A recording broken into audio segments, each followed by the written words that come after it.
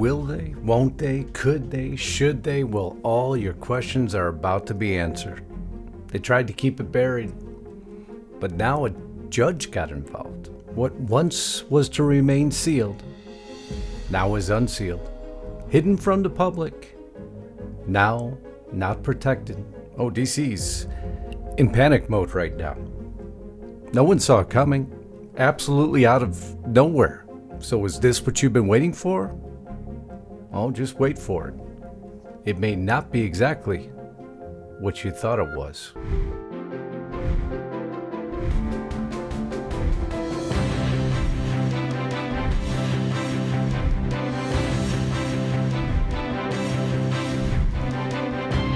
Before we get to the headline story, I don't want you to miss this.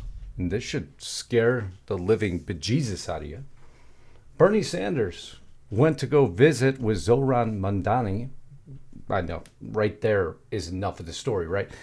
I am deeply impressed by the grassroots campaign. They keep saying grassroots campaign he is running. It's not a grassroots campaign. Don't let them gaslight you once again. The oligarchs, here we go again, are preparing to undermine democracy and spend tens of billions to buy the election for his opponents. But who has millions on top of millions of dollars? Did you see the New York Post article claiming that George Soros funneled $37 million to working families parties and other lefty groups backing Zohran Mamdani? So who has the millions and who is truly not running a grassroots campaign? You know, it's the oligarchs. Sanders and AOC spotted boarding private jet on fighting oligarch tour. I know. Don't forget it. But just remember again, I'll keep reminding you who this man is, because all these video clips just keep surfacing. Do you like your private property? Because he doesn't. With these two options, the system has hundreds of thousands of people unhoused, right? For what? And if there was any system that could guarantee each person housing, whether you call it the abolition of private property or you call it, just a statewide housing guarantee, it is preferable to what is going on right now. Mm-hmm. The abolition of private property. Why are we even having this discussion? How could he even be in consideration in the great Republic of the United States, might you ask? But remember, trust PolitiFact. New York City mayoral candidate Mamdani is a communist and rated it entirely false. It's why you don't rely on PolitiFact. But in an air of humor, I guess, two Democrat socialists walk into a bar. The bartender asked them, what are they drinking? They each ordered the most expensive drink. When the bartender asks for money for the drinks, they tell the bartender to charge it to everyone else in the bar. And that's what New York will be facing soon. And probably the rest of the country, the way they're moving, and it's simply not okay. And that's not the headline story. No, the headline story is all about a list. There's been a lot of buzz on lists lately, hasn't there been? There's been a lot of buzz about a lot of things. Well, it appears we have movement on one that no one ever expected to see. Before I get there, huge favor from you. I hope and thank you so much for all of you rechecking if you're subscribed here. It means the world to me if you like this style of news. A little bit more kickback, a little bit more social, a little bit more like you talk to your normal friends. Then please make sure you're subscribed. If you're new here, welcome home. We don't do things the regular way. That's why we still maintain these public platforms, Lisa Haven and myself. But I hope you know we're part of Restricted Republic, and if you haven't been there yet, restrictedrepublic.com, we'd love you to go there. That's our private platform where we give you all the news that matters, and it is an amazing platform because we have to keep the lights and cameras on, and we are blessed to have sponsors like, I don't even like using that word because there's actually, I like not only to provide you the news, I like to give you something that can help save you money. And there's a company called Chapter, who I was lucky enough to find. And what Chapter does is they're Medicare licensed professionals. Medicare can be really difficult to get through. If you've ever tried to search through it, there's a multitude of options, to say the least. There's a phone number next to me. And to call it is free. I know, it's a rare thing nowadays. And what they do is they simply help you work through what options are available to you in your area. And there is a multitude. And they provide you what is the best options. Maybe you have the best plan, maybe you don't. But with a free phone call, what they've found is they save, not easy for me to say today, the average person who calls Chapter saves $1,100 a year.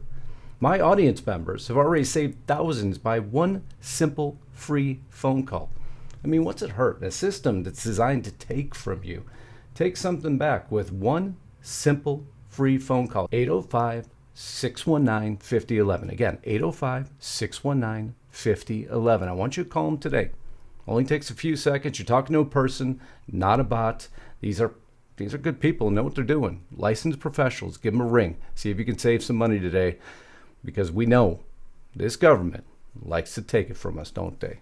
But now let's get back to this video.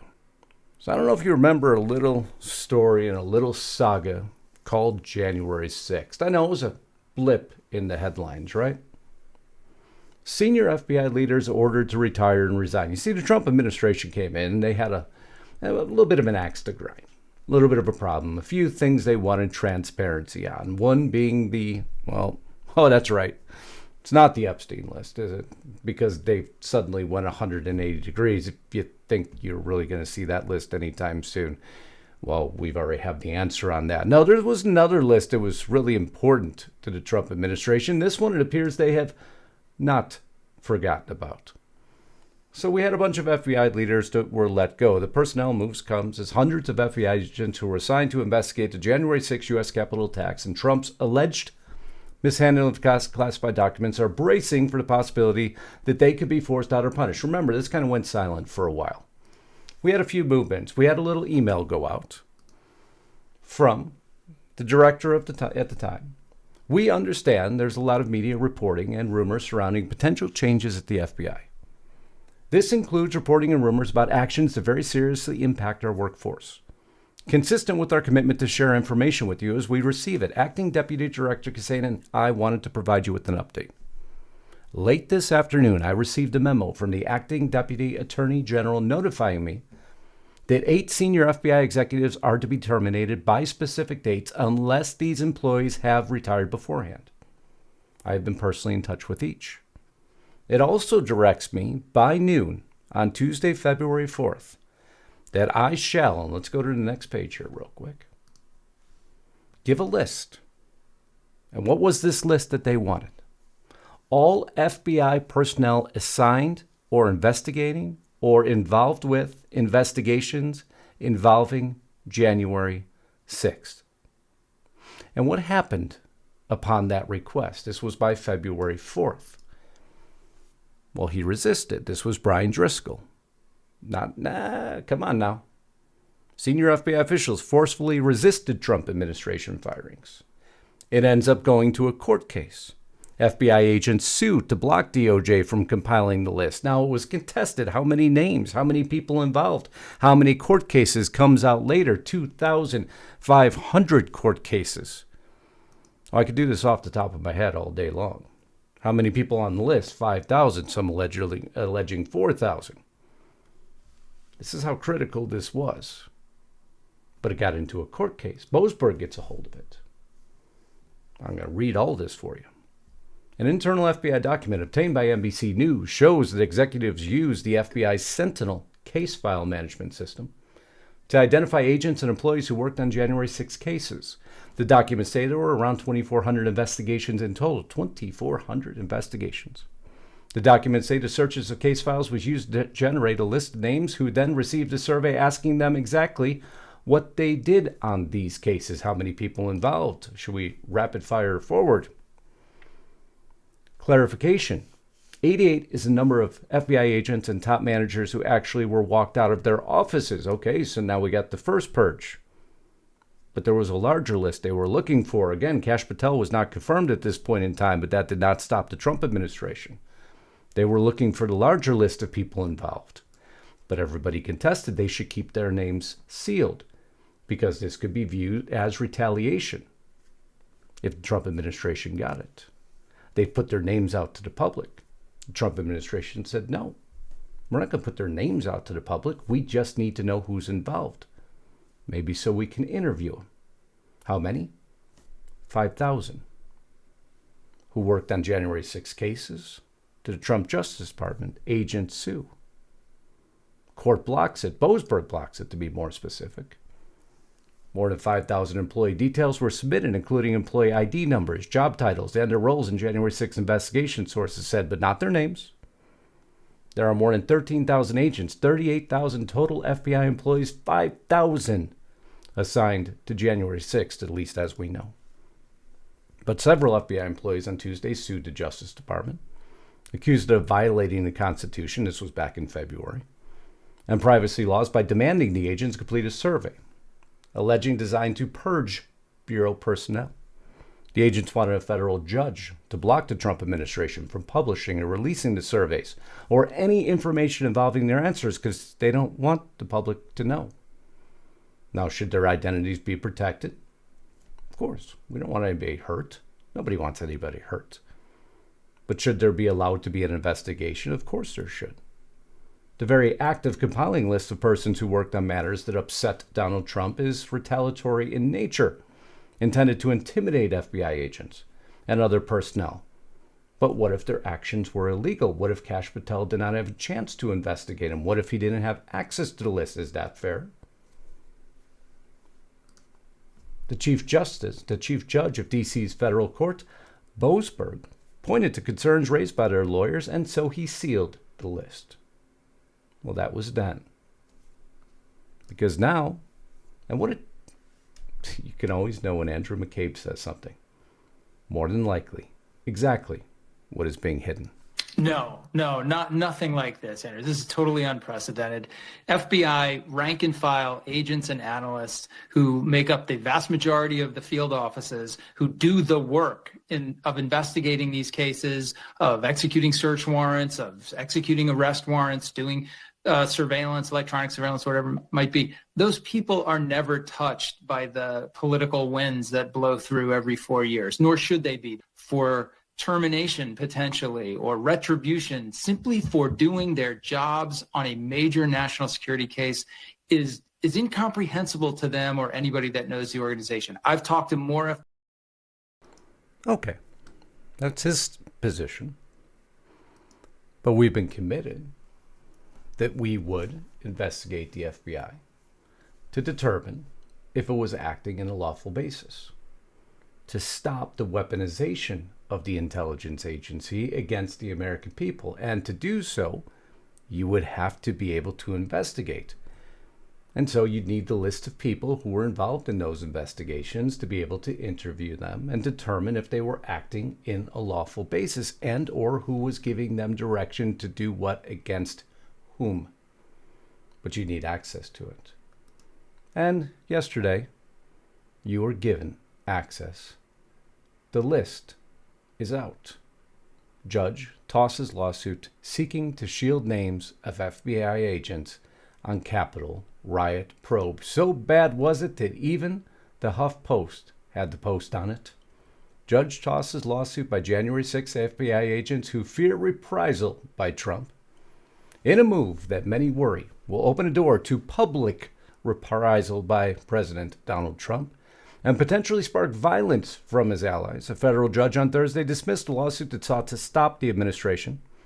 Now, here's the spin. From publicly naming FBI agents who investigated the January 6 attack on the U.S. Capitol. But they bumped into a problem. And it wasn't through a Trump-appointed judge. It was a Biden-appointed judge who stated the defendant, the Trump administration, did not plausibly allege that the defendants are about to engage in any of the conduct agents are worried about. And now, Kash Patel has the list. And now, the investigations will begin. And we may finally get to the bottom of all the events surrounding January 6th. And the best part about this, the firebrand himself, under heavy contention until his nomination was pushed forward, Emil Bove, Trump's one-time personal lawyer turned deputy attorney general, demanded that the FBI turn over the name of agents who had investigated January 6th. If you don't know who it is, let me give you a few photos of the man right there. Well, he's the one who kicked a lot of this into action. He compiled a list of roughly 5,000 names in February. Bove, whose nomination to a lifetime appointment as a judge on the Third Circuit Court of Appeals advanced on Thursday, claimed this spring that the request aligned with Trump's executive order vowing to end the political weaponization of the federal government, but it was narrowly tailored to those who had investigated January 6th rather than the agency-wide review, sussing out any potential ethical or legal violation. And now Patel, Trump, and Emil have a victory. And at least we received one of the lists we've been waiting for.